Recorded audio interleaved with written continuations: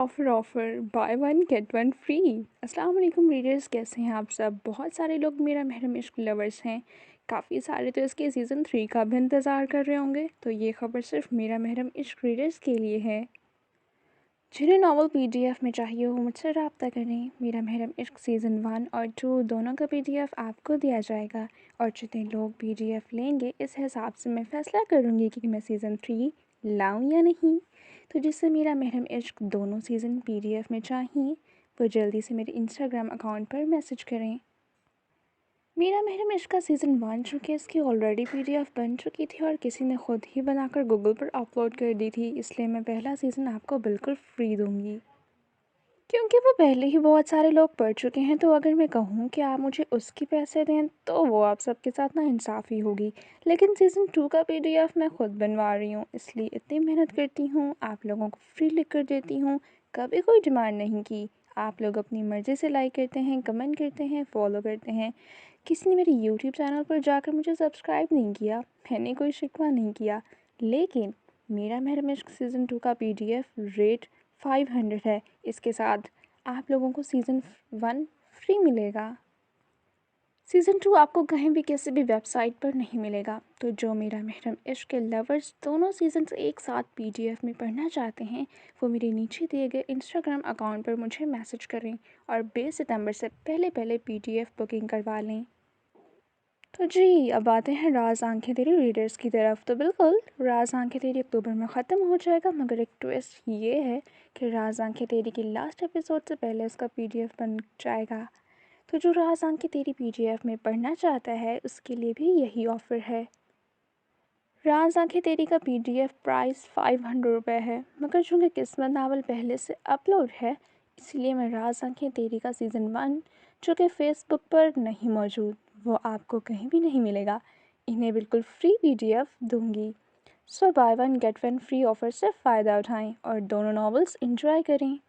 PDF हासिल करने का तरीका ज़्यादा कुछ नहीं करना, बस मुझे आपने इंस्टाग्राम पर मैसेज करना है, आपको अकाउंट नंबर दे दिया जाएगा, आपने 500 रुपये ट्रांसफ़र करने हैं और पैसे ट्रांसफ़र होने के फ़ौरी बाद दोनों पीडीएफ आपके व्हाट्सएप नंबर पर व्हाट्सएप कर दिए जाएंगे। नावल मेरा महरम इश्क, किस्त नंबर 28, मुसन्फ़ा महर नूर। एक दूसरे के आमने सामने। जोया के सोने के बाद वो अपने काम से बाहर निकल गया। जाने से पहले हिना को कुछ हिदायत दिए कर गया था। फिर वो अगले दिन शाम के वक्त वापस घर आया। उसने कमरे का दरवाज़ा खोला तो वो सोफे पर बैठी थी, आंखें किसी गैर मरई नुक्ते पर मरकूज़ किए। जर्द रंग के कपड़ों में जर्द चेहरा लिए जर्दी का हिस्सा ही लग रही थी। अज़लाम अपना बैग स्टडी टेबल पर रखता उसके पास आकर बैठा। उसने कोई नोटिस न लिया। अज़लाम ने अपना सर उसके कंधे पर रखा। उसके लम्हे से जोया होश में आई। फिर एक नज़र इस पर डाली, आंखों में कोई तासुर न उभरा। कुछ पल वो अल्फाज सुनता रहा, फिर बिलाखिर वो बोल पड़ा, तुमने मुझे क्यों नहीं बताया कि तुम मेरी मशल हो। इस बात पर उसके चेहरे पर एक ज़ख्मी मुस्कुराहट आई। वो कुछ नहीं बोली। मैंने तुम्हें बहुत याद किया। तुम मेरे ख्वाबों में आकर मुझे पुकारती थी और मैं रातों को सो नहीं पाता था। मैं स्लीपिंग पिल्स लेता था, फिर भी मुझे सुकून की नींद नहीं आती थी। मैं 10 सालों तक सुकून ढूंढता रहा मगर नहीं मिला। अज़लाम की बात से उसकी आंखें कुछ पल के लिए हैरत से फैल गईं। उसकी आवाज़ गीली थी। जोया को तकलीफ़ होने लगी मगर वो बोली फिर भी कुछ नहीं। वो चंद लम्हे उसके बोलने का मुंतज़र रहा, मगर जब वो नहीं बोली तो दोबारा बोल उठा, सालों पहले जब मैंने तुम्हें मरी के पहाड़ों में देखा था तो मेरे दिल से एक ही आवाज़ निकली थी, काश तुम मशल शाह होती। मैं नहीं जानता था कि मेरी दुआ कबूलियत का मरहले तक कर चुकी थी। इस रात मुझे सुकून की नींद आई थी तो मेरा सुकून बन गई। जोया के चेहरे पर एक साथ सारे दुख दर्द के तासुर उभरे। सारे ज़ख्म फिर से ताज़ा हो गए। मैं जानता हूँ कि मैंने तुम्हें बहुत तकलीफ़ें दी। क्या तुम मुझे एक मौका नहीं दे सकती सब कुछ ठीक करने का? सिर्फ़ एक मौका। मैं सब कुछ ठीक कर दूँगा। जोया के दिल में अंदर तक कोयले दहक उठे। उसे इतने ज़ख्म देकर वो क्या ठीक करने की बात कर रहा था। उसका दिल चाहा उस शख्स को खुद से दूर कर दे, मगर चाहकर भी उस पर अमल न कर सकी। वो कुछ बोल नहीं रही थी। अज़लाम शाह मुसलसल आंसू बहा रहा था जो जोया के कंधे पर गिर रहे थे। वो महसूस कर सकती थी इस शख्स के रोते हुए। मशल कुछ तो बोलो प्लीज़, मुझे कोई सज़ा दो, मुझ पर चीखो चिल्लाओ। मगर मशल ने अपनी खामोशी न तोड़ी। बस आंसू बहते हुए उसके गालों को भिगोने लगे। अज़लाम ने एक बार फिर उसके बोलने का इंतज़ार किया, मगर हनूज़ खामोशी। प्लीज़ कुछ तो बोलो, मैं तुम्हारी आवाज़ सुनने के लिए तरस गया हूँ। मैं तुमसे अपने हर एक अमल की माफ़ी मांगता हूँ, प्लीज़ मुझे माफ़ कर दो। اس کی ہچکیاں بن گئیں، وہ بہت بری طرح رونے لگی کہ اسلام شاہ کا دل تڑپ اٹھا۔ آپ نے تو زویا قریشی کا قتل کر دیا، مگر آپ کو زویا قریشی کا قتل بھی معاف ہے۔ وہ بہت مشکلوں کے بعد ایک فکرہ بول پائی اور اسلام شاہ کے اندر تک وہ الفاظ لاوے کی طرح اتر کر اسے جلا گئے۔ اسلام نے روتے ہوئے اس کی گردن میں منہ چھپایا، پھر اپنے آنسو صاف کیے۔ تم نے مجھے کیوں نہیں بتایا کہ تم زویا نہیں مشعل ہو؟ اس بات پر اس کا رونا کچھ کم ہوا۔ آپ مجھے سننا نہیں چاہتے تھے۔ زویا کی آنکھیں لال ہونے لگیں۔ تم ایک بار بتاتی تو صحیح، میں تمہیں ضرور سنتا۔ زویا کے چہرے پر تلخ مسکراہٹ نموداری، بالکل ویسے جیسے اس دن سننے کی کوشش کی تھی۔ میں آئی تھی آپ کو بتانے، پر آپ نے کیا کیا؟ اور اسلام شاہ کی آنکھوں کے سامنے وہ منظر گھوما جب زویا سیڑھیوں سے گری تھی۔ پلیز مجھے معاف کر دو۔ وہ بے بسی کی آخری حدود پر تھا۔ میں نے کہا نا، آپ کو تو زویا قریشی کا قتل بھی معاف ہے، مگر کیا معاف کرنے سے میرا بچہ واپس آ جائے گا؟ اسلام شاہ کا سانس بہت بری طرح سے سینے میں اٹکا۔ وہ کچھ پر لاجواب ہوا، وہ کچھ بھی کہہ نہیں سکا۔ تم مجھ پر چلا لو، چاہو تو مجھے مار بھی لو، مجھے سزا دو، بس خود سے دور مت کرنا۔ میرے دل پر بہت بوجھ ہے، میں تمہارے بغیر مر جاؤں گا۔ زویا کے رونے میں مزید تیزی آنے لگی۔ وہ کیا کہتی؟ اس کے پاس تو الفاظ ہی نہیں بچے تھے۔ اس کا ہر احساس مر گیا تھا، محسوس کرنے کی حس ہی مر گئی تھی۔ ورنہ ایسا ہو سکتا تھا کہ مشعل شاہ کے ہوتے ہوئے اسلام شاہ اس طرح ٹوٹا بکھرا تڑپتا؟ ایسا ناممکن تھا۔ آپ نے کہا میں آپ کی بیوی کی قاتل ہوں۔ سچ تو یہ تھا کہ آپ کے اندر سالوں سے اسے نہ بچا پانے کا گلٹ تھا۔ تب آپ چھوٹے تھے، اسے بچا نہیں پائے۔ وقت گزرنے کے ساتھ ساتھ وہ گلٹ بڑھتا گیا۔ آپ نے اس گلٹ کو جسٹیفائی کرنے کے لیے مجھے قاتل قرار دے دیا۔ آپ بس خود کو اس گلٹ سے آزاد کروانا چاہتے تھے۔ اس نے اپنے آنسو قابو کرنے کی بہت کوشش کی۔ اسلام شاہ کے سینے میں وہ الفاظ خنجر کی طرح پیوست ہوئے۔ میں جانتا ہوں کہ میں نے بہت برا کیا، مگر میں سب کچھ ٹھیک کروں گا۔ صرف ایک موقع دے دو، مجھے مار لو، سزا سنا لو، مجھے شاہ بولو نا پلیز۔ زویا نے اپنا رونا بہت مشکل سے قابو کیا۔ وہ حق نہیں، میرا نہیں، آپ کی بیوی کا ہے۔ اس کے چہرے پر زخمی مسکراہٹ تھی۔ اسلام نے اب تک اپنا سر اس کے کندھے پر ٹکا رکھا تھا۔ میری بیوی تو تم ہی ہو، پہلی بھی اور دوسری بھی۔ خود کو اس طرح مت کہو، تم مشعل ہو، میری مشعل۔ اپنا نام لو۔ میں سالوں سے تمہارے منہ سے شاہ سننے کے لیے ترس گیا ہوں۔ زویا کی آنکھوں سے پھر باغی آنسو بہنے لگے۔ میں وہ نام لینے کا حق نہیں رکھتی۔ میری گندی زبان سے وہ نام نکلا تو آپ کی بیوی کا نام گندا ہو جائے گا۔ میری ایک ہی پہچان ہے، زویا قریشی۔ اسلام شاہ لہولہان ہو گیا۔ پلیز مت کرو ایسا، تم ساری دنیا کے لیے زویا ہوگی، مگر تم میری مشعل ہو، مجھے تم سے بہت محبت ہے۔ زویا کے دل میں کچھ ٹوٹا تھا۔ اچھا، اگر آپ کو اس سے محبت ہے تو پھر زویا قریشی کے ساتھ جو تھا وہ کیا صرف دل لگی تھی؟ اس نے نفی میں سر ہلایا۔ نہیں، میں نے تم سے سچا عشق کیا ہے، مشعل کے لیے تو میں قتل نہ کر سکا، مگر تمہارے لیے میں نے قتل کیے ہیں۔ مجھے تم سے بہت محبت ہے، اگر تم مشعل شاہ نہ بھی ہوتی تو بھی میں آج تم سے اسی طرح معافی مانگتا، کیونکہ مشعل شاہ کے بعد اگر میں نے سچ میں کسی سے محبت اور عشق کیا تو وہ صرف زویا قریشی ہی ہے۔ ایک لمحے کے لیے سب کچھ ٹھہر گیا۔ وہ کچھ بھی بول نہ سکی۔ تم وہ عورت ہو جس سے میں نے سب سے زیادہ محبت اور عشق کیا۔ تم زویا ہو یا تم مشعل ہو، اس بات سے فرق نہیں پڑتا۔ تم میری بیوی ہو اور میری محبت، بس یہ بات خاص ہے۔ پلیز مجھے معاف کر دو۔ زویا کا چہرہ تیزی سے گیلا ہونے لگا۔ معاف کرنے سے کیا سب کچھ ٹھیک ہو جائے گا؟ وہ اذیت جو میں نے برداشت کی ہے وہ سب، میرا بچہ تو نہیں آ سکے گا نا؟ وہ ہچکیوں سے رو پڑی۔ میں جانتا ہوں وہ واپس نہیں آ سکتا، مگر ہم دوسرا بچہ۔ زویا کی آنکھوں میں غصہ ابھرا۔ وہ اس کی بات پر درشٹی سے کاٹ گئی۔ اتنا سب ہونے کے بعد بھی آپ سوچتے ہیں کہ اب ایسا کچھ ہوگا؟ تو بھول جائیں، میں اسلام شاہ نہیں ہوں جس کے لیے زویا قریشی دوسری مشعل شاہ بن گئی، نہ ہی میں سراویز شاہ ہوں جس کے لیے دوسری گڑیا ہیزل بن گئی، اور نہ ہی میں سردار حاتم نواب ہوں جس کے کہ یہ ایک پوتی تو دوسری کو اس نے جگہ دے دی۔ میں زویا قریشی ہوں، ایک ماں۔ میرے لیے کسی جان کا نیم البدل نہیں۔ وہ میرا بچہ تھا، کوئی کھلونا نہیں۔ ایک مر گیا تو دوسرا لے لو۔ وہ غصے سے چیختی اس کی بات درمیان میں ہی کاٹ گئی۔ اس کا لہجہ کانپ گیا، وہ لمبے لمبے سانس لینے لگی۔ اسلام شاہ نے اپنی سرخ آنکھوں کو بے بسی سے میچا اور اپنے ہونٹ کو دانتوں تلے دبا کر اذیت کم کرنے کی کوشش کی۔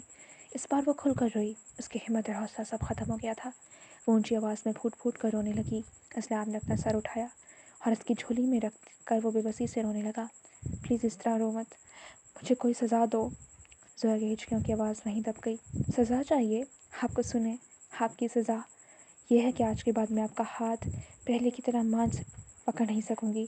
ان ہاتھوں نے مجھ سے بہت کچھ چھینا ہے۔ جو آپ نے اس ہاتھ سے میرے چہرے پر مارا وہ تھپڑ نہیں تھا، وہ میری روح کی موت تھی۔ اور دوسری بات، ان ہاتھوں کی وجہ سے میرا بچہ۔ وہ دوبارہ رونے لگی۔ وہ اپنا چہرہ زویا کی جھولی میں چھپائے پھوٹ پھوٹ کر رو رہا تھا۔ प्लीज़ मुझे माफ़ कर दो। मैं जानता हूँ मैं बहुत बुरा शौहर हूँ, मैंने तुम्हें बहुत तकलीफ़ें दी। सिर्फ़ एक मौका, मुझे सुकून चाहिए, क्या तुम मुझे सुकून नहीं दे सकती? मेरा सुकून सिर्फ़ तुम्हारे पास है। मैं वादा करता हूँ तुम्हें कभी कोई तकलीफ़ नहीं दूँगा। Please snow white. एक लम्हे के लिए सब कुछ ठहर गया, उसके रोने की आवाज़ भी दब गई। उसने सालों बाद इसे स्नो वाइट कहा था, कितना सुकून मिला था उसके मुँह से स्नो वाइट सुनकर। 5 महीनों के दुख, दर्द, तकलीफ़, अज़ियत सब कुछ हवा में गायब हो गया। वो सब कुछ भूल गई। उसे अपना हर ज़ख्म भरता हुआ महसूस होने लगा। वो उसके हर ज़ख्म का मरहम बन गया था। ज़ोया के आंसू इस्लाम शाह के बालों में गिर रहे थे। इससे ज़्यादा वो बर्दाश्त नहीं कर सकती थी। उसकी आंखों के सामने वो मंजर घूमा जब उसने भी पहली बार इस्लाम शाह से रोते हुए सुकून मांगा था। मुझे माफ़ कर दें, मुझे सुकून दे दें, मेरा सुकून सिर्फ आपके पास है, यहाँ आपके हिसार में। प्लीज़ माफ़ कर दें। एक बार, सिर्फ़ एक बार मुझे अपने हिसार में ले लें। वो मंज़र याद आते ही ज़ोया के चेहरे पर बेबसी उभरी। इस्लाम शाह ने सालों पहले उसे सुकून दिया था, तो क्या आज वो इसे सुकून नहीं दे सकती थी? वो इससे माफ़ी मांग रहा था और इसका दिल पिघल गया। वो रो रहा था और वो पिघलती हुई मोम का ढेर बन गई। वो इस शख्स को अपना कत्ल भी माफ़ कर सकती थी। इसके दिल में शख्स सालों से विराजमान था। वो इससे इश्क करती थी, जो आज भी इसके दिल में पहले दिन की तरह गहरा था। ज़ोया ने हाथ बढ़ाकर उसके बालों को छुआ। उसने अपना दिल बड़ा कर लिया और इस शख्स को माफ़ कर सकती थी, बार बार कर सकती थी। इस शख्स की खातिर वो जान भी दे सकती थी। उसने नरमी से इस्लाम शाह के बालों में उंगलियां चलाईं। उसकी हिचकियाँ सारे कमरे में गूंज रही थीं। बस करें, रोना बंद करें शाह। और इस्लाम शाह की सारी आवाज़ें दम तोड़ गईं। उसने बेयकीनी से अपना चेहरा निकाल कर उसे देखा। उसकी आंखें बेतहाशा सुर्ख थीं। वो बेयकीनी से देख रहा था। तुमने मुझे शाह कहा? उसने मशल शाह का चेहरा अपने हाथों के प्याले में भरा। लहजे में हैरत और बेयकीनी थी। उसने हाँ में सर हिलाया और इस्लाम शाह दोबारा रो पड़ा। मशल ने अपने हाथ उसकी गर्दन पर रखा और इसे अपने साथ लगा लिया। वो 30 साल बहादुर मर्द अपनी बीवी के गले लगा बच्चों की तरह फूट फूट कर रो रहा था। उसके आंसू मशल का गला भिगोने लगे। उसने अपना चेहरा मशल की गर्दन में छुपा रखा था, जैसे एक बच्चा अपनी माँ के गले लगकर अपना चेहरा उसके आंचल में छुपाता है। वो उसके बाल सहलाती रही और वो रोता गया। काफ़ी देर बाद उसका रोना कम हुआ। प्लीज़ अब मुझसे दूर मत जाना। उसे डर था कि जो सलूक उसने किया उसके बाद कहीं उसे छोड़ ना जाए। ज़ोया ने इस बात में सर हिलाया। अगर मैं सिर्फ ज़ोया कुरैशी होती तो आपको छोड़ देती, मगर मैं मशल शाह हूँ, जो आपको छोड़ नहीं सकती, क्योंकि इस्लाम शाह के बगैर मशल शाह नामुकम्मल है। वो इसका साथ ऐसे ही लगा रहा। तुमने मुझे माफ़ कर दिया ना? वो बिल्कुल बच्चों की तरफ से पूछ रहा था। लहजे में अब तक डर था। वो सीधा हुआ और एक नज़र मशल को देखा। कर दिया, मगर इस मगर के साथ इस्लाम शाह का सांस भी अटका। दोबारा भरोसा करने के लिए मुझे वक्त चाहिए, मुझे नॉर्मल होने के लिए वक्त चाहिए। इस्लाम ने फ़ौरन हाँ में सर हिलाया। कुछ पल दोनों एक दूसरे को देखते रहे। फिर वो पाँव में चप्पल डालती हुई उठी और बेड पर जाकर लेट गई। वो कितनी ही देर सोफे पर बैठा इसे देखता रहा, जो बेड पर लेटी बाईं तरफ करवट ले चुकी थी। इस्लाम शाह के होंठों पर एक आसूदा सी मुस्कुराहट उभरी, यानी इसे वाकई माफ़ कर चुकी थी। इस्लाम सोफे से उठा और बेड पर उसके पास आकर लेटा। कुछ पल उसके चेहरे को देखता रहा, फिर हाथ बढ़ाकर उसने अपने नज़दीक करके सीने से लगा लिया। इसकी आंखें बंद थीं। मालूम नहीं वो सो गई थी या वैसे ही लेटी थी, मगर उसने इस्लाम से दूर होने की कोई कोशिश ना की। आका जान इतने दिनों से इस्लाम शाह से रब्ता करने की कोशिश कर रहे थे, मगर वो इनसे इस वक्त कोई बात नहीं करना चाहता था। बालाज और शावेज़ ने भी ट्राई किया, मगर वो इनसे भी बात नहीं कर रहा था। ये रात का वक्त था जब शावेज़ सीढ़ियाँ उतरता हुआ लाउंज में दाखिल हुआ। वो कहीं जाने के लिए तैयार लग रहा था। हेज़ल जो लाउंज के सोफे पर बैठी थी, कुछ हैरत से शावेज़ को देखा, फिर उठकर उसके पास आई, जो घड़ी पर टाइम देख रहा था। आप कहाँ जा रहे हैं लाला? हेज़ल की संजीदा आवाज़ पर उसने सर उठाकर उसे देखा। मुझे इमरजेंसी मीटिंग अटेंड करने के लिए आउट ऑफ कंट्री जाना है, अभी कुछ देर में मेरी फ़्लाइट है। हेज़ल ने बेयकीनी से उसे देखा। क्या आप क्या कह रहे हैं? आपको चाहिए था कि जाकर अपनी बहन से मिलते, मगर आप। मैं ऐसे नज़रें मिलाने की हिम्मत नहीं रखता हेज़ल। उसके लहजे में अज़ियत दर आई। हेज़ल को तकलीफ़ हुई। मैंने आपको कितना रोका था, लाला मत करें, मगर आपने मेरी बात एक बार भी नहीं सुनी। एक आंसू लड़खड़ाता हुआ हेज़ल की आंख से बह निकला। शावेज़ के सीने में किरचियाँ चुभीं। मैं जल्दी वापस आ जाऊँगा, हो सकता है 1 हफ़्ता लग जाए। वापस आकर मैं सबसे पहले अपनी गुड़िया के पास जाऊँगा। हेज़ल बस उसे दुख से देख रह गई। वैसे इस बार तो मुझसे कुछ फरमाइश नहीं करोगी? उसने हेज़ल का मूड बदलने के लिए उसका ध्यान भटकाया। वो अक्सर इनसे फरमाइश करके अपनी पसंद की चीज़ें मंगवाती थी, जब वो काम के सिलसिले में कहीं बाहर जाता था। हेज़ल ने गुस्से से मुँह फेर लिया। नहीं, मुझे कुछ नहीं चाहिए, जाएँ। शावेज़ हल्का सा मुस्कुराया, फिर उसके पास हुआ। मैं तुम्हारे लिए वहाँ की सबसे अच्छी चॉकलेट का पूरा डब्बा लाऊँगा। मेरा बच्चा नाराज़ मत हो। हेज़ल ने उसे गुस्से से घूरा। مجھے مکھن مت لگائیں، اگر لانا ہی ہے تو گڑیا آپی کے لیے چاکلیٹ کے ساتھ ان کا بگ برو لے آئیے گا، وہ زخمی لہجے میں کہہ کر پچھلے لان کی طرف چلی گئی۔ شاویز کی آنکھوں میں سرخی ابھرنے لگی۔ کچھ دیر بعد وہ بے بسی سے کھڑا رہا، پھر باہر کی جانب بڑھ گیا۔ وہ پچھلے لان میں جھولے پر بیٹھی اپنے غصے کو قابو کرنے کی کوشش کر رہی تھی۔ کچھ دیر گزری جب بالاج لان میں آتا دکھائی دیا۔ وہ اپنے خیالوں میں کھوئی تھی۔ بالاج اس کے پاس آ کر بیٹھا اور ایک نظر اسے کھوئے ہوئے دیکھا، پھر وہ اس کے ساتھ ٹیک لگا کر جھولے میں آڑا ترچھا لیٹ گیا۔ ہیزل اس کے لمس سے ہوش میں آئی، جو اس کے کمر کے ساتھ اپنی کمر جوڑ کر پھیل کر بیٹھا کم لیٹا زیادہ تھا۔ ہیزل کے غصے میں مزید اضافہ ہونے لگا۔ بالاج کچھ بد مزہ ہوا، وہ انکمفرٹیبل تھا، پھر وہ کچھ پیچھے ہوا اور ہیزل کی جھولی میں سر رکھ کر آرام سے لیٹ گیا۔ اس کے چہرے پر مسکراہٹ آئی کیونکہ اب وہ آرام دہ تھی۔ ہیزل اسے ہی غصے سے گھور رہی تھی۔ بالاج نے ہاتھ بڑھا کر اس کے چہرے پر آئی لٹ کو اپنی انگلی کے گرد گھمایا۔ کیا تم ہر وقت ایٹم بم بنی ہوئی گھومتی ہو؟ کبھی تو مسکرا لیا کرو، مسکرانا سنت ہے۔ اس کے چہرے پر بہت خوبصورت مسکراہٹ تھی۔ ہیزل کو یقین نہ آیا کہ یہ بات اکڑو سائیں کہہ رہا تھا۔ واہ، یہ بات کون کہہ رہا ہے جس کی ناک پر ہر وقت غصہ رہتا ہے؟ وہ مسکرانے کی بات کر رہا ہے۔ ہیزل کلس اٹھی تھی۔ بالاج کی مسکراہٹ گہری ہوئی۔ تمہاری صحبت میں رہ کر دیکھو میں مسکرانے لگا ہوں۔ ہیزل کے حلق میں اندر تک کڑواہٹ اتر گئی۔ اور میں آپ کی بیوی بن کر آپ کی طرح ہر وقت غصے میں رہنے لگی ہوں۔ ہیزل کی بات پر بالاج قہقہ لگا کر ہنسا۔ کافی دیر وہ کھل کر ہنستا رہا۔ بالاج نے اپنی ہنسی قابو کی، پھر اسے غور سے دیکھا جس کی آنکھیں سب کے باعث لال ہو رہی تھیں۔ وہ کچھ سنجیدہ ہوا۔ کیا بات ہے؟ کیوں پریشان ہو؟ ہیزل نے کچھ حیرت سے اسے دیکھا۔ ان کا رشتہ اتنا مضبوط تو تھا کہ بالاج اس کے چہرے کو دیکھ کر اس کی پریشانی بھانپ لیتا تھا، اور وہ بالاج سے اپنے دل کی ساری بات اب شیئر کر لیتی تھی، اور جب بات حق کی ہو تو وہ پہلے بھی خاموش نہیں رہتی تھی۔ ہیزل کچھ پل بے بسی سے اسے دیکھتی رہی۔ مجھے غصہ آ رہا ہے جب سب جان چکے ہیں کہ زویا آپی کی گڑیا، تو شاویز لالا کو چاہیے تھا کہ اپنے سارے کام چھوڑ کر اپنی بہن سے ملتے، مگر ان کے لیے اپنی بہن سے زیادہ بزنس امپورٹنٹ ہے۔ اب تک تو انہیں حویلی میں ہونا چاہیے تھا، کوئی کچھ کر کیوں نہیں رہا؟ بالاج اچھے سے دیکھ سکتا تھا کہ وہ شدید ڈسٹرب تھی۔ اس کی آنکھ سے ایک آنسو نکلتا ہوا بالاج کے چہرے پر گرا۔ پریشان مت ہو، اور شاویز کے لیے گڑیا سے ہم کچھ نہیں، کوئی ایمرجنسی تھی تو ہی وہ گیا ہے نا، اور کل صبح میں آغا جان کے ساتھ شہر جا رہا ہوں، ہم خود گڑیا کو واپس لائیں گے، ہمیشہ کے لیے حویلی۔ اب آغا جان کے برداشت کی حد ختم ہو چکی ہے، اور تمہارا لالا فون ہی کہاں اٹھا رہا ہے ہمارے؟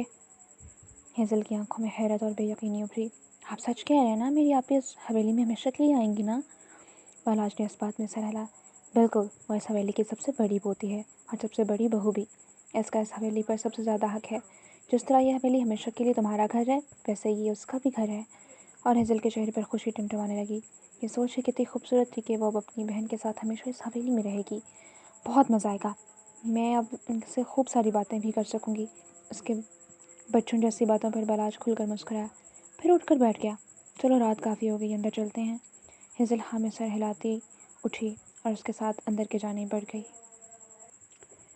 ایک نئی صبح کا آغاز ہو چکا تھا۔ یہ صبح پچھلے کچھ دنوں کی طرح افسردہ اور اداس نہیں تھی۔ اس صبح میں ایک امید تھی، سب کچھ صحیح ہونے کی امید۔ اس نے کروٹ لینی چاہی جب اسے محسوس ہوا کہ وہ مکمل طور پر مضبوط حصار میں ہے۔ اس نے اپنی مندے مندے آنکھیں کھولیں، پھر آس پاس دیکھا۔ کمرے میں ڈیم لائٹ چل رہی تھی اور وہ دائیں جانب کروٹ لیے لیٹی تھی۔ اس کا سر اسلام کے بازو پر تھا اور اس کی پشت اسلام کے سینے سے لگی تھی۔ دوسرے ہاتھ سے اسلام نے اس کے پیٹ کے گرد حصار باندھا تھا۔ مشعل نے آہستہ سے کروٹ بدلی اور اس کا چہرہ اسلام کے چہرے کے سامنے آ گیا۔ سفید رنگت، ہلکی بیئرڈ، کالے بال ماتھے پر بکھرے ہوئے تھے۔ وہ سو رہا تھا۔ مشعل نے ہاتھ بڑھا کر اس کے چہرے کو چھوا، پھر اپنا سر اس کے سینے سے لگاتی دوبارہ سو گئی۔ اتنے مہینوں بعد اس کے جسم میں کچھ سکون اترا تھا۔ وہ سب کچھ بھول کر صرف پرسکون نیند لینا چاہتی تھی۔ اسلام کی باہوں میں ہی تو اس کا سکون تھا۔ ایک بات تو صاف تھی کہ وہ اسلام کے بغیر جینے کا تصور بھی نہیں کر سکتی تھی، اس لیے اسے معاف کر دیا۔ ہاں، اس نے بہت غلط کیا، مگر اسے اپنی غلطیوں کا احساس تھا۔ دیر آئے درست آئے۔ اگر انسان ماضی کی غلطیوں میں الجھا رہے تو وہ ساری زندگی بے سکون رہتا ہے، اور وہ مزید بے سکون نہیں رہنا چاہتی تھی۔ دن کے 10 بجے اس کی آنکھ کھلی۔ کچھ پل وہ اپنے دماغ کو بیدار کرتا رہا، پھر اس کی نظر اپنے سینے سے لگی مشعل پر گئی۔ سینے میں ٹھنڈک اتری۔ اسلام نے اس کے ماتھے پر اپنے لب رکھے، پھر نرمی سے اس کا سر تکیے پر رکھا اور بیڈ سے اٹھ کر فریش ہونے چلا گیا۔ فریش ہونے کے بعد وہ نیچے آیا، پھر کچن میں ہنا کے پاس پہنچا۔ اس نے ایک نظر ہنا کو دیکھا جو کچن میں کچھ خاص بنانے کی کوشش کر رہی تھی۔ اس کے چہرے اور بالوں پر آٹا لگا تھا۔ یہ کیا کر رہی ہو؟ اسلام نے پانی کی بوتل فریج سے نکالی، پھر وہیں چیئر پر بیٹھتا ہوا پانی پینے لگا۔ میں پیزا بنانا ٹرائی کر رہی ہوں، مگر مجھے نہیں لگتا کہ میں زویا پی جیسا بنا سکوں گی۔ اور اسلام چاہ کر بھی اپنی ہنسی کنٹرول نہ کر پایا۔ وہ تو دنیا میں بیسٹ شیف ہے، اس کا بھی کوئی مقابلہ ہے؟ کوئی نہیں، تم کوشش کرو، ایک دن اچھا بنانا سیکھ جاؤ گی۔ ہنا نے بے بسی سے سر ہلایا۔ اور ہاں، زویا کے لیے کچھ اچھا سا ناشتہ بنا دو، کچھ ایسا جسے دیکھ کر اس کا دل خوش ہو جائے۔ ہنا سوچنے لگی، ایسا کیا بنائے؟ پھر اس کے دماغ میں کچھ آیا، اس نے چٹکی بجائی، چہرے پر مسکراہٹ تھی۔ اوکے، میں ان کے لیے حلوہ پوری بناتی ہوں۔ اسلام کو بھی اس کا آئیڈیا کافی اچھا لگا۔ ہاں، یہ تو اچھا رہے گا، اور پلیز میرے لیے ایک کپ کافی بھی۔ ہنا نے سر ہلایا۔ وہ کچن سے نکل آیا۔ ابھی سے لانچ میں بیٹھے کچھ دیر ہی گزری تھی، سب داخلی دروازے سے حاتم نواب شاہ ان کے ساتھ بالاج اور عالم اندر داخل ہوئے۔ اسلام کی آنکھوں میں حیرت ابھری۔ وہ اٹھ کھڑا ہوا۔ سردار صاحب ان کے عین سامنے آ رکے۔ کمال ہے برخودار، تم سے 10 دن سے رابطہ کر رہے ہیں مگر تم نے ایک بار بھی کسی بات سننے کی کوئی کوشش نہیں کی۔ اسلام کی آنکھیں بے تاثر تھیں، مگر ان کے لہجے میں کچھ غصہ تھا۔ آپ نے جو سب کیا اس کے بعد بھی آپ امید رکھتے ہیں کہ میں آپ سے کوئی رابطہ رکھوں گا؟ لانچ میں مکمل خاموشی چھا گئی۔ اسلام کا لہجہ کاٹ لیے ہوئے تھا۔ آقا جان بری طرح لاجواب ہوئے۔ ان کے گلے میں آنسوؤں کا پھندا اٹکا تھا۔ اسلام کی آنکھوں میں غصہ تھا، اور بہت زبردست تھا۔ اچھا، یہ سب چھوڑو، میری بچی کہاں ہے؟ میری آنکھیں ترس گئی ہیں اسے دیکھنے کے لیے۔ وہ آس پاس دیکھنے لگے۔ اسلام چند قدم چل کر ان کے پاس آیا، پھر کچھ جھک کر ان کے کان میں سرگوشی کی۔ آپ اسے دیکھنے کا حق نہیں رکھتے۔ بھول گئے وہ دن جب آپ نے مجھے کہا تھا کہ اس کی عزت کے ساتھ کھیلو؟ یہ وہی مشلچا ہے جسے سب نے زویا قریشی سمجھا۔ آپ نے دوسرے کی بیٹی کے ساتھ ایسا کرنے کا سوچا، وہ سیدھا آپ کی پوتی تک گیا۔ شکر کریں سامنے میں تھا اور وہ میری بیوی تھی، اگر میری جگہ کوئی اور ہوتا تو پھر؟ کیا کہتے آپ اسے؟ کہ میں تمہاری تباہی کا ذمہ دار ہوں؟ وہ ان کے کان میں غصے سے گرجا، اور آقا جان اگلی سانس نہیں لے سکا۔ اعلیٰ اور بالاج ایک دوسرے کو دیکھا اور ناسمجھی سے کندھے اچکائے۔ ان کو سمجھ نہ آئی کہ وہ کیا بات کر رہے ہیں۔ آقا جان کے سینے میں کسی نے کچھ مارا تھا، شاید خنجر یا کوئی نوکیلا پتھر۔ ان کی آنکھوں سے آنسو بہہ نکلے۔ سوچیں اگر میں اسے بتا دوں کہ آپ کے بارے میں تو؟ آقا جان پتھر کی مورت بنے بے یقینی سے اسلام کو دیکھ کر رہ گئے۔ ان کی آنکھیں خوف سے پھیل گئیں۔ کافی دیر وہ بے یقینی سے اسے دیکھتے رہ گئے۔ انہیں یقین نہ آیا کہ یہ ان کا پوتا تھا۔ ہاں، انہوں نے بہت غلط کیا اور اس کے لیے وہ دل کی گہرائیوں سے شرمندہ تھے، مگر وہ مشلچا کو خود سے بدگمان نہیں کر سکتے تھے۔ وہ تو ان کی قسمت تھی۔ تم ایسا کچھ نہیں کرو گے اسلام شاہ۔ بہت دیر بعد آقا جان کچھ کہنے کے قابل ہوئے۔ وہ دونوں دادا پوتا ایک دوسرے کے آمنے سامنے کھڑے ایک دوسرے کو دیکھ رہے تھے۔ اس سے پہلے وہ کوئی جواب دیتا، قدموں کی چاہ پر ان سب کی نظریں سیڑھیوں کی جانب اٹھیں۔ اورنج کلر کی پرنٹڈ فراک میں ہم رنگ دوپٹہ گلے میں اچھے سے کور کیے وہ قدم قدم سیڑھیاں اترتی ہوئی نیچے آ رہی تھی۔ سب سے پہلے اس کی نظر آقا جان پر گئی۔ بچپن بھی کچھ یادیں ذہن میں گھومیں۔ آقا جان کی نظر اس پر ایسی گئی کہ پھر پلٹنا بھول گئی۔ وہ بالکل اپنی ماں کی طرح خوبصورت تھی، اور اس کا چہرہ اور آنکھیں دیکھ کر وہ دوسری بلوشہ لگتی۔ وہ قدم قدم چلتے ان کے پاس آ چکی تھی۔ آقا جان نے اپنے مردہ قدموں کو حرکت دی اور اس کی طرف بڑھے۔ یہ وہ پوتی تھی جس کی پیدائش پر آقا جان نے 200 گاؤں میں مٹھائی بانٹی تھی۔ یہ وہ پوتی تھی جو انہیں دادا جان کہتی تھی۔ یہ وہ پوتی تھی جس کے اس دنیا میں آنے سے آقا جان کی ہر خواہش پوری ہو گئی۔ اس کے بالکل سامنے آ کر رکے، پھر ان کے ہونٹ پھڑ پھڑائے۔ مشل، میری گڑیا۔ اس نے اذیت سے آنکھیں میچی اور آنسو ٹوٹ کر گالوں کو بھگونے لگے۔ آقا جان نے آگے بڑھ کر اسے اپنے ساتھ لگا لیا۔ وہ ان کے ساتھ لگی بچوں کی طرح رونے لگی۔ اسلام کے دل میں اس کے آنسو خنجر بن کر پیوست ہو رہے تھے۔ اس نے زور سے اپنی مٹھیاں بھینچ لیں۔ کچھ دیر بعد وہ ان سے الگ ہوئی۔ دادا جان، اس نے بہت مشکل سے 2 الفاظ کہے۔ آقا جان کو سالوں بعد اپنے سینے میں سکون اترتا محسوس ہوا۔ آقا جان نے اس کے سر پر ہاتھ رکھا۔ اس کی نظر بالاج اور عالم پر پڑی۔ اس نے ترسی ہوئی نگاہوں سے دروازے کی طرف دیکھا۔ وہ نہیں آئے؟ اس کے لہجے میں کتنی طرب تھی، اسلام نے صاف محسوس کیا۔ اس کی آنکھوں کے سامنے حزل کا نکاح کا دن گھوما۔ وہ بھی تو اسی طرح بے چین سے اسلام کے آنے کا پوچھ رہی تھی۔ یہ بہنیں ہوتی ہی ایسی ہیں، بھائیوں میں تو ان کی جان ہوتی ہے۔ آقا جان کچھ نہ کہہ سکے۔ بالاج آگے بڑھا اور اس کے سر پر ہاتھ رکھا۔ گڑیا، وہ ضروری کام سے شہر سے باہر گیا ہے۔ مشل کے دل میں کچھ ٹوٹا۔ عالم نے بھی مسکرا کر اس کے سر پر ہاتھ رکھا۔ وہ نم آنکھوں سے مسکرا دی۔ یہ دونوں بھی اس کے بھائی تھے۔ اسلام اس کے پاس آ کر رکا، پھر اس کا ہاتھ پکڑ لیا۔ اس نے چہرہ موڑ کر اسلام کو دیکھا۔ فکر مت کرو، میں تمہیں اس سے ملوا دوں گا۔ اسلام کی بات پر زویا نے اس کی آنکھوں میں دیکھا جہاں مان تھا، سچ تھا اور بھروسہ۔ زویا نے بھیگی آنکھوں کے ساتھ ہاں میں سر ہلایا۔ اس کے دل میں ایک امید تھی اپنے بگ برو کو دیکھنے کی۔ وہ کچھ عرصے کے لیے ٹوٹ گئی۔ وہ آقا جان کے پاس صوفے پر بیٹھ گئی۔ وہ تینوں بھی بیٹھ گئے۔ ملازمہ ان کے سامنے لوازمات رکھ رہی تھی۔ آقا جان نے ایک نظر اسلام کو دیکھا جو مشل کو دیکھ رہا تھا۔ گڑیا، میں تمہیں اپنے لینے آیا ہوں، ہمارے ساتھ گاؤں چلو گی اپنی حویلی میں؟ مشل کی آنکھیں چمکی اور اسلام نے ضبط سے مٹھیاں بھیج لیں۔ اس سے پہلے وہ کچھ بولتی اسلام فوراً بول اٹھا، آغا جان ابھی اس کی طبیعت ٹھیک نہیں ہے، کچھ دن پہلے اس کی اتنی سے بڑی سرجری ہوئی ہے، فی الحال اس کا شہر میں ہی رہنا ہی ٹھیک ہے، کچھ دن بعد میں اسے خود خبری لے آؤں گا۔ مشعل نے شکوہ کرنا نظر سے اسلام کو دیکھا، آغا جان کو تو جیسے اس کی بات سے کوئی فرق ہی نہ پڑا ہو۔ ہرگز نہیں، گڑیا میرے ساتھ جائے گی اور میں تم دونوں کو لیے بنا تو جانے والا نہیں۔ آغا جان پرسکون تھے، اسلام شاہ کا سارا سکون غارت ہوا۔ مگر میں کہہ رہا ہوں کہ بات کرتے ہوئے اس کی نظر مشعل کی جانب اٹھی جس کی آنکھوں میں شکوہ تھا، اسلام کو دکھ سے دیکھ رہی تھی، اس کی زبان کو فوراً بریک لگی۔ اچھا یہ بات بعد میں کرتے ہیں، چلو مشعل پہلے تم ناشتہ کر لو۔ مشعل کا ہاتھ پکڑ کر اسے اٹھا چکا تھا، اس نے ایک نظر آغا جان کو دیکھا، ہاں بیٹا تم جاؤ ناشتہ کرو، ہم یہیں ہیں۔ آغا جان کی بات سن کر وہ اسلام کے ساتھ کچن کی جانب چلی گئی۔ ہنا نے ایک نظر ان دونوں کو دیکھا، پھر نامحسوس انداز میں کچن سے نکل گئی۔ اسلام نے اسے چیئر پر بٹھایا، پھر اس کے ساتھ دوسری چیئر کھینچتا ہوا بیٹھ گیا۔ اس سے پہلے وہ کچھ بولنے کے لیے الفاظ چنتا وہ بول اٹھی، پلیز ہم چلتے ہیں نا۔ اس کے لہجے میں التجا تھی۔ اسلام بے بس ہوا، مشعل میری جان ابھی تمہاری طبیعت ٹھیک نہیں ہے۔ اس بات پر مشعل کو تو غصہ ہی آ گیا، کیا ہوا ہے میری طبیعت کو؟ بالکل ٹھیک ہوں میں، اگر اس گھر میں رہی تو مزید بیمار ہو جاؤں گی۔ آپ کو سمجھ کیوں نہیں آتی؟ میں خالی بنگلے میں نہیں گھر میں رہنا چاہتی ہوں جہاں میرے پاس بہت سارے اپنے اور رشتے ہوں۔ وہ کچھ غصے سے اونچی آواز میں کہتی، آخر میں اس کی آواز گیلی ہو گئی۔ اسلام نے بے بسی سے اس کی آنکھوں کو دیکھا جو ضبط کے آخری مرحلے پر لال ہو چکی تھیں اور برسنے کو بےتاب تھیں۔ مشعل، بے بسی ہی بے بسی تھی۔ آپ چاہتے ہیں نا میں نارمل زندگی گزاروں اور ہمارے درمیان سب کچھ ٹھیک پہلے جیسا ہو جائے، تو آپ کو آج ہی مجھے گاؤں لے کر جانا ہوگا، فیصلہ آپ کے ہاتھ میں ہے۔ وہ مزید بحث ترک کرتی ناشتہ کرنے لگی۔ اسلام نے کچھ پل بے بسی سے اسے دیکھا، وہ اس کی خوشی کی خاطر اپنی جان بھی قربان کر سکتا تھا اور فی الحال اس کی خوشی گاؤں جانا ہی تھی۔ اوکے ٹھیک ہے ہم چلتے ہیں، مگر تمہاری صحت کو میں کوئی کمپرومائز نہیں کروں گا۔ مشعل نے حیرت اور بے یقینی سے سر اٹھا کر اسے دیکھا، سچی ہم جا رہے ہیں نا؟ اسلام نے اس بات میں سر ہلایا، میں آپ کو بتا رہی ہوں اب ہم ہمیشہ کے لیے وہیں رہیں گے، یہ خالی بنگلہ مجھے کاٹ کھانے کو دوڑتا ہے۔ وہ اتنے مہینوں سے اس بنگلے میں اکیلی رہ کر واقعی دماغی طور پر بیمار ہو رہی تھی۔ وہ دوبارہ ناشتے کی طرف متوجہ ہوئی۔ اسلام اس کے کان کے پاس جھکا، تمہارے ساتھ تو میں دنیا کے دوسرے کونے میں بھی جا کر رہ سکتا ہوں، تو یہ صرف شہر کا دوسرا کونا ہے؟ اس کے کان میں سرگوشی کرتا اپنی سانسوں کا لمس اس کے چہرے پر بکھیر کر اسے مسکرانے پر مجبور کر گیا۔ وہ سر جھکا کر نہ چاہتے ہوئے بھی اس کے صحن میں جکڑی ہلکا سا مسکرائی اور وہ بے نیاز ہوتا ناشتہ کرنے لگا۔ ناشتہ کرنے کے بعد وہ کچن سے نکل آیا، وہ بیک یارڈ میں آ گیا، پھر اپنا موبائل نکالا، اس کے ہاتھ کسی کا نمبر ملا رہے تھے، رابطہ موصول ہو گیا تھا۔ میں ٹھیک ہوں اماں سائیں، آپ کیسی ہیں؟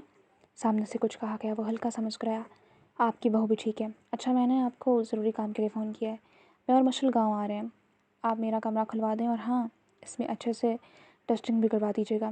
اور وہ کمرہ سالوں سے بند تھا مگر اب اس کی یقین آ رہی ہے، اس لیے میں چاہتا ہوں میری بیوی میرے کمرے میں رہے، بالکل ویسے جیسے شادی کے بعد اس نے رخصت ہو کر میرے کمرے میں آنا تھا۔ امینا بیگم نے سمجھنے والے انداز میں سر ہلایا، ٹھیک ہے پھر حویلی میں ملاقات ہوتی ہے۔ اس نے خدا حافظ کہہ کر فون رکھ دیا، پھر کچھ سوچتے ہوئے اس کے ہاتھ ہاضم کا نمبر ملا رہے تھے۔ کچھ دیر بعد اس نے کال اٹھائی، کہاں ہو؟ حویلی میں۔ اچھا سنو تم تینوں نے کیا ضروری کام ہے؟ اس کے بعد اسلام نے کچھ رازدار انداز میں اسے ہدایت کی، پھر فون رکھتا واپس اندر آیا۔ اس کی نظر لانچ میں بیٹھے ان تینوں کی جانب اٹھی۔ عالم تو صوفے پر لیٹ گیا تھا، بالاج موبائل میں گم تھا اور آغا جان سامنے LCD پر نیوز سن رہے تھے۔ اسلام نے بیزار شکل بنائی، پھر سر جھٹک کر اوپر کی جانب بڑھ گیا۔ وہ دروازہ کھول کر کمرے میں داخل ہوا تو بیڈ پر کپڑے بکھرے ہوئے تھے۔ اس نے کچھ حیرت سے یہ منظر دیکھا، پاس ہی 2 سوٹ کیس کھلے پڑے تھے۔ اتنے میں وہ ہاتھوں میں کچھ کپڑے پکڑتی ہوئی ڈریسنگ روم سے باہر نکلی، وہ سارے کپڑے بھی بیڈ پر رکھے۔ یہ کیا کر رہی ہو سنو؟ اسلام اس کے پاس آیا۔ مشعل نے ایک نظر اسے دیکھا، پھر وہ کپڑے طے کرنے لگی۔ پیکنگ کر رہی ہوں؟ اسلام کے ماتھے کی رگیں ابھریں، تمہارا دماغ تو نہیں خراب ہو گیا؟ طبیعت تمہاری ٹھیک ہے نہیں اور کام کر رہی ہو؟ اسلام نے غصے سے اس کے ہاتھ سے سارے کپڑے چھینے اور بیڈ پر پھینک دیے۔ مشعل نے چھمبے سے اسے دیکھا، ٹھیک ہوں میں، اتنا ہی طبیعت کا خیال ہوتا تو نہ دیتے تکلیف، ہٹیں کام کرنے دیں۔ اسلام کا سارا غصہ جھاگ کی طرح بیٹھ گیا، وہ بری طرح لاجواب ہوا، وہ ٹھیک ہی تو کہہ رہی تھی۔ وہ شرمندہ ہو کر رہ گیا، وہ سر جھٹک کر دوبارہ کپڑے بیگز میں رکھنے لگی۔ اسلام نے کچھ پل الفاظ تراشے، اچھا یہاں بیٹھو میں کر دیتا ہوں، ویسے بھی زیادہ کچھ لے کر جانے کی ضرورت نہیں ہے، میں تمہیں شاپنگ کروا دوں گا، صرف کچھ کپڑے رکھو۔ مشعل نے ہاں میں سر ہلایا مگر وہ اس کی طرف متوجہ نہیں تھی۔ اسلام سر جھٹک کر رہ گیا، جاری ہے۔